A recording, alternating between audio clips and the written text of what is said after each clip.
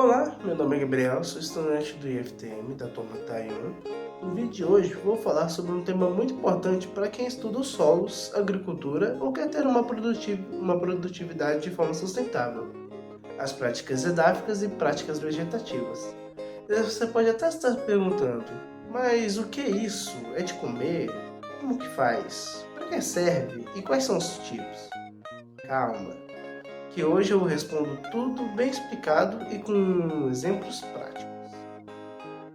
O que são as práticas edáficas? As práticas edáficas são ações realizadas para melhorar a qualidade do solo e das suas propriedades químicas, físicas e biológicas.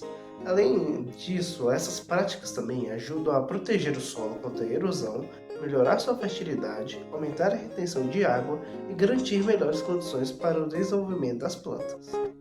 Quando falamos de práticas edáficas, estamos falando de tudo aquilo que é feito diretamente no solo para cuidar dele, proteger e melhorar sua capacidade produtiva. Simples assim. Prática número 1. Adubação verde. O que é adubação verde? A adubação verde consiste em uma prática que utiliza plantas, geralmente gramíneas e leguminosas, para produzir biomassa que será incorporada ao solo. O objetivo é conservar, melhorar ou até recuperar as propriedades físicas, químicas e biológicas do solo. Essas plantas são chamadas de adubo verde porque o material vegetal ainda não está decomposto quando vai para o solo. Alguns exemplos comuns são o feijão grandu, a mucuna preta, o feijão de porco e algumas gramíneas de rápido crescimento. Essas plantas crescem e produzem muita massa depois que são cortadas e incorporadas ao solo. A melhor época para a semeadura dos adubos verdes é no início da estação chuvosa. Mas por quê? Porque nesse período elas começam a acumular o máximo de biomassa e nutrientes. Mas aí vem um problema. O início das chuvas também é a época ideal para plantar outras plantas comerciais. Por isso, normalmente, os adubos verdes são cultivados entre safras, o período entre o fim de uma colheita e o início do plantio da próxima. Essas plantas crescem e produzem muita massa e depois são cortadas e incorporadas ao solo, melhorando a fertilidade e reduzindo a erosão. Como podemos aplicar a adubação verde? Agora, a parte prática. O que realmente importa na hora de implementar? Número 1. Escolhas de espécies. Para ter sucesso, você vai precisar selecionar espécies adaptadas ao clima e ao solo da região. Não adianta só ter uma planta que cresce bem no sul se você está no Nordeste, por exemplo. Cada planta tem suas necessidades e adaptações, e isso influencia totalmente no resultado. 2. Momento do manejo das plantas. A época de manejo é quando você corta ou rola essas plantas. É outro ponto extremamente importante. 3. Quando cortar a biomassa. Atenção especial com a mucuna preta. A mucuna preta, por exemplo, tem sementes com dormência, o que faz com que germinem em diferentes épocas do ano. Isso complica ainda mais o controle, então o manejo deve ser preciso. Quando semear o adubo verde? Alternativas de plantio. Se não for possível plantar no início das chuvas, existem outras opções. Plantar no final da estação chuvosa, logo após a colheita da cultura principal. Plantar durante o verânico, uma pausa curta nas chuvas. Mas atenção, nesse caso você precisa escolher espécies mais resistentes à seca. A biomassa deve ser cortada antes que as plantas produzam sementes. Mas por quê? Porque se você deixar essas plantas produzirem sementes e essas sementes caírem no solo, na próxima safra você pode ter um problema gigantesco. Essas plantas podem virar invasoras. Muitas espécies usadas como adubo verde germinam com facilidade, então se você não cortar no momento certo, pode perder o controle. Prática 2. Cobertura morta, ou mulching. Agora vamos para a segunda prática edáfica importante, a cobertura morta, também chamada de mulching. Cobertura morta consiste em simplesmente cobrir o solo exposto com algum tipo de material seco, por exemplo, palha, resto de cultura, serragem. E por que isso é tão importante? Porque a cobertura morta Ela protege o solo da erosão, reduz a temperatura superficial, mantém a umidade por mais tempo, evita a formação de crostas, melhora a infiltração e reduz o crescimento de plantas daninhas. Ou seja, protege o solo, melhora sua qualidade sem precisar de maquinário complexo. Prática edáfica 3. Calagem do solo. O que é a calagem? A calagem é uma prática edáfica que consiste em aplicar calcário ao solo para corrigir sua acidez e elevar seus níveis de cálcio e magnésio, que são nutrientes essenciais para as plantas. Quando o solo está muito ácido, a planta não consegue absorver bem os nutrientes, mesmo que eles estejam ali. A calagem resolve exatamente isso. Por que a calagem é importante? Ela reduz a acidez do solo, melhora a disponibilidade de fósforo, aumenta o crescimento das raízes e diminui a toxidez do alumínio, além de melhorar o ambiente biológico do solo. Como aplicar? Primeiramente, faça uma análise do solo. Antes de tudo, é essencial coletar uma amostra e enviar para análise.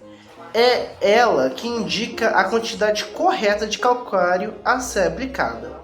2. Escolha o tipo de calcário. Existem dois principais tipos: o calcítico, que contém mais cálcio, e o dolomítico, que contém cálcio e magnésio. Para os solos com pouco magnésio, o ideal é o dolomítico, afinal ele é o único que contém magnésio. 2. Escolha o tipo de calcário. Existem dois principais tipos: o calcítico, que contém mais cálcio, e o dolomítico, que contém cálcio e magnésio. Para os solos com pouco magnésio, o ideal é o dolomítico, afinal ele é o único que contém magnésio. 3. Época de aplicação. A calagem deve ser feita em alguns meses antes do plantio, geralmente no período pré-chuvoso, para que o calcário tenha tempo de agir no solo. Como aplicar? O calcário deve ser bem distribuído sobre o solo e, de preferência, incorporado na camada areável, entre 10 a 20 centímetros, para aumentar sua eficiência. E agora saímos das práticas edáficas e vamos para as práticas vegetativas. Primeira prática vegetativa: cercas vivas. O que são cercas vivas? Cercas vivas são fileiras de plantas cultivadas para formar uma barreira natural. Além de proteger a propriedade, elas ajudam no controle da erosão e da redução da força dos ventos. Principais benefícios da cerca viva. A cerca viva traz vários benefícios, como a redução da velocidade dos ventos, a proteção contra a erosão superficial, a atração de insetos polinizadores, a delimitação natural da área e abrigo à fauna útil. Como aplicar? Escolha espécies resistentes. Use plantas que se adaptam bem ao clima local. Exemplos comuns: sanção do campo, gliricídia, hibisco, avelos, dentre outros. Espaçamento adequado. As mudas devem ser plantadas próximas, geralmente entre 30 a 50 centímetros, para fechar rápido. Manutenção. Podas regulares ajudam a manter a cerca viva, densa e eficiente. Cercas vivas são fileiras de plantas cultivadas para formar uma barreira natural. Além de proteger a propriedade, elas ajudam no controle da erosão e da redução da força dos ventos. Principais benefícios da cerca viva. A cerca viva traz vários benefícios, como a redução da velocidade dos ventos, a proteção contra a erosão superficial, a atração de insetos polinizadores, a delimitação natural da área e abrigo à fauna útil. Como aplicar? Escolha espécies resistentes. Use plantas que se adaptam bem ao clima local. Exemplos comuns: sanção do campo, gliricídia, hibisco, avelos, dentre outros. Espaçamento adequado. As mudas devem ser plantadas próximas, geralmente entre 30 a 50 centímetros, para fechar rápido. Manutenção. Podas regulares ajudam a manter a cerca viva, densa e eficiente. Prática vegetativa 2. Terraceamento vegetal. O que é? Consiste em uma construção de terraços no terreno e reforçar a estrutura com plantas, geralmente gramíneas de raízes profundas, que ajudam a segurar o solo. Como funciona? O terraceamento vegetado, ele diminui a velocidade da água da chuva, reduz a erosão de áreas inclinadas, aumenta a infiltração e melhora a estabilidade do terreno. Prática vegetativa 3. Quebra de vento vegetal. O que é um quebra de vento vegetal?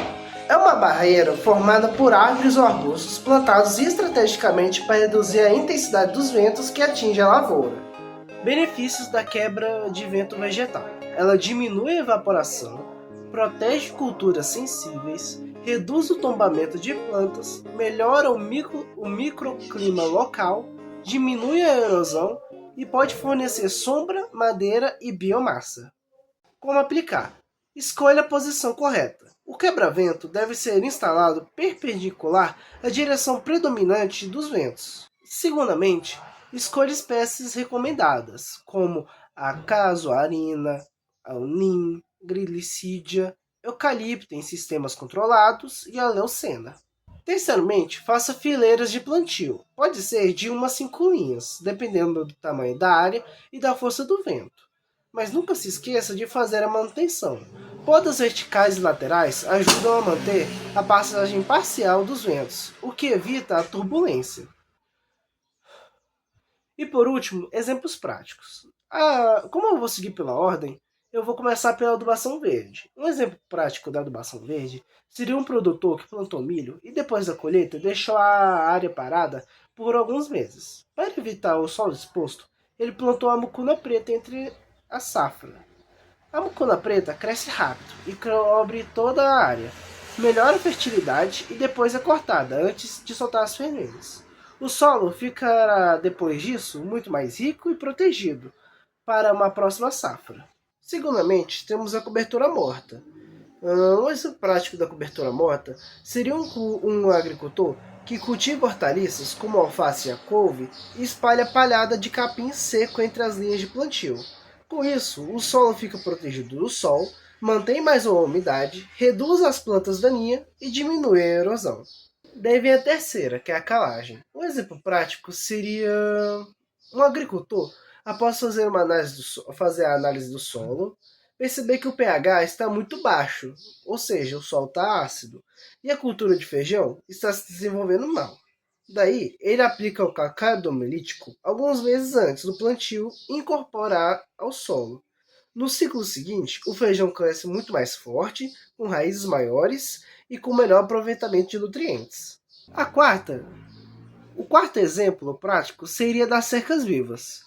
Um exemplo seria, já sei, um pequeno produtor que cria galinhas soltas e precisa delimitar sua área sem gastar muito dinheiro com cerca de arame. Ele planta a sanção do campo ao redor da propriedade. Em alguns meses, a cerca natural fica fechada, protegendo contra ventos fortes e ainda impede a fuga dos animais. O quinto exemplo prático seria o terraceamento vegetado. Vamos ver. Em uma linha inclinada, usada para plantar café, a chuva escorria com muita força e levava o solo embora. O produtor constrói terraços em nível e planta capim vetiver nas bordas.